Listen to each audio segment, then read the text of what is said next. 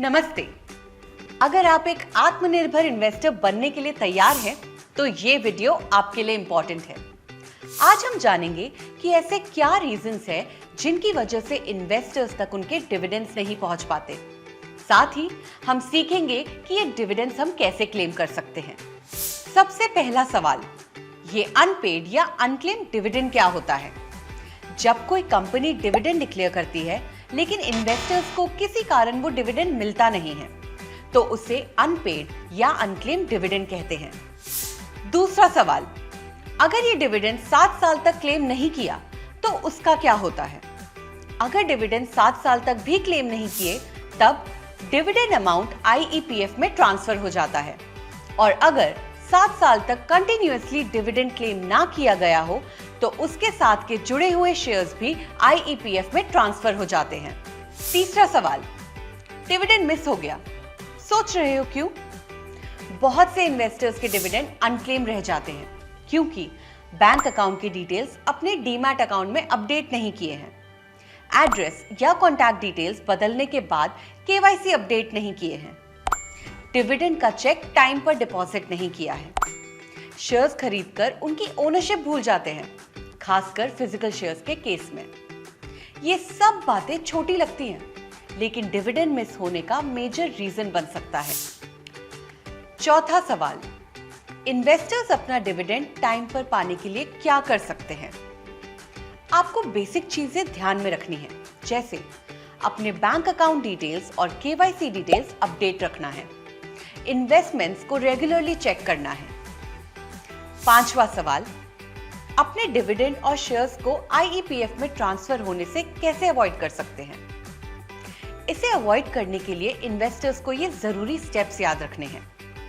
अपना bank account active और KYC updated रखना है। अपने डिपॉजिटरी पार्टिसिपेंट के पास बैंक और KYC डिटेल्स रेगुलरली अपडेट करें। पूरा account number, MICR code, IFSC code और बैंक का नाम। बैंक में भी अपना KYC अपडेट करके रखें। और ध्यान रहे, ये आपके डीमैट अकाउंट में बैंक डिटेल्स अपडेट करने से अलग है। अपने इन्वेस्टेड कंपनीज के कम्युनिकेशन को रेगुलरली चेक करें। डिविडेंड ना मिलने पर कंपनी या फिर उसके RTA को तुरंत कांटेक्ट कीजिए। छठा सवाल, IEPF इन्वेस्टर्स की मदद कैसे करता है? IEPF एक सेंट्रलाइज्ड अथॉरिटी है जो ये इंश्योर करता है कि अनक्लेम्ड डिविडेंड्स या शेयर्स उनके राइटफुल ओनर्स तक पहुंच सके।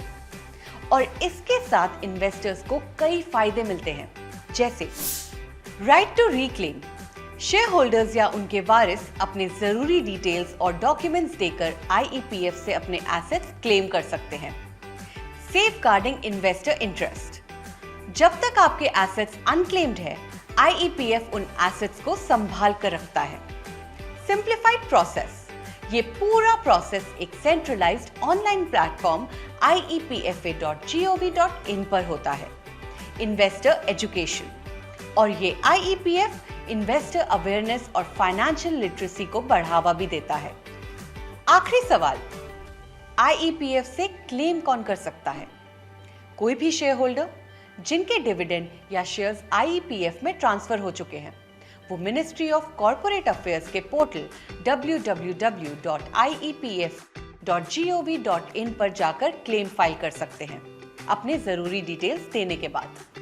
ये सब आप IEPF के पोर्टल से एक ऑनलाइन प्रोसेस के जरिए क्लेम कर सकते हैं। तो अगर आपके या आपके परिवार के किसी मेंबर के डिविडेंड्स या शेयर्स IEPF में ट्रांसफर हो चुके हैं, तो परेशान होने की जरूरत नहीं है।